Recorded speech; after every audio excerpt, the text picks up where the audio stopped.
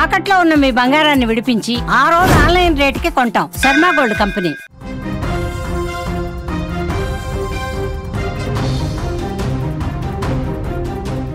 వరుస బస్సు ప్రమాదాలు భయపెడుతూ ఉన్నాయి. వరంగల్ హైదరాబాద్ జాతీయ రహదారిపై మరో ప్రమాదం చోటు చేసుకుంది.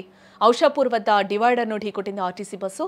దీంట్లో 38 మంది ప్రయాణికులతో బయలుదేరిన జనగామ డిపోకు చెందింది ఈ ఆర్టీసీ బస్సు. ఉప్పల్ వైపు వస్తూ ఉండగా కూడా ఈ ప్రమాదం చోటు చేసుకుంది.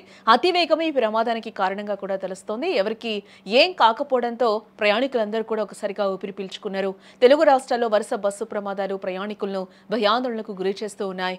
కర్నూలు చేవెళ్లలో జరిగిన ఘోర ప్రమాద దృశ్యాలు ఇంకా కళ్ల ముందు కదలాడుతూనే ఉండగా వరంగల్ హైదరాబాద్ జాతీయ రహదారిపై జరిగిన మరో బస్సు ప్రమాదంతో ప్రయాణికులు ఒక్కసారిగా ఉలికిపడినట్లయింది.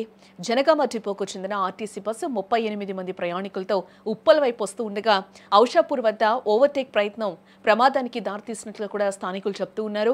ముందున్న కారును డ్రైవర్ ఓవర్టేక్ చేయబోయే క్రమంలో బస్సు అదుపు తప్పి ఆ డివైడర్ను ఢీకొట్టి అవతలి రహదారిపైకి ఒక్కసారిగా దూసుకెళ్లింది. అదృష్టవశాత్తు ఎవరికి ఏం కాకపోవడంతో అందరూ కూడా ఒక్కసారిగా ఊపిరి పీల్చుకున్నారు. ఇక ఈ ఘటన సమయంలో బస్సులో ప్రయాణికులు తీవ్ర భయాందోళనకు కూడా గురయ్యారు. బస్సు దెబ్బతినడంతో రహదారిపై ట్రాఫిక్ కి అంతరాయం ఏర్పడింది. పోలీసులు క్రెయిన్ సహాయంతో బస్సును రహదారి పక్కకైతే తరలించడం జరిగింది. ఈ ప్రమాదంపై ఘట్కేసర్ పోలీసులు కూడా కేసు నమోదు చేసి దర్యాప్తు అయితే ప్రారంభించారు. ఇటీవల కాలంలో మనం చూస్తూనే ఉన్న ఆర్టీసీ ప్రైవేట్ బస్సులు వరుసగా ప్రమాదాలకు గురవుతూ ఉండడంతో ప్రజలు భద్రతా ప్రమాణాలపై కూడా ప్రశ్నిస్తూ ఉన్నారు.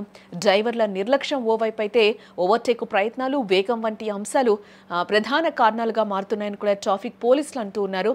అధికారులు బస్సు డ్రైవర్లకు జాగ్రత్తగా నడపాలని, ప్రయాణికుల ప్రాణాలను ప్రమాదంలోకి నెట్టే నిర్లక్ష్య చర్యలు చేపట్టదంటూ కూడా హెచ్చరికలను అయితే జారీ చేస్తూ ఉన్నారు.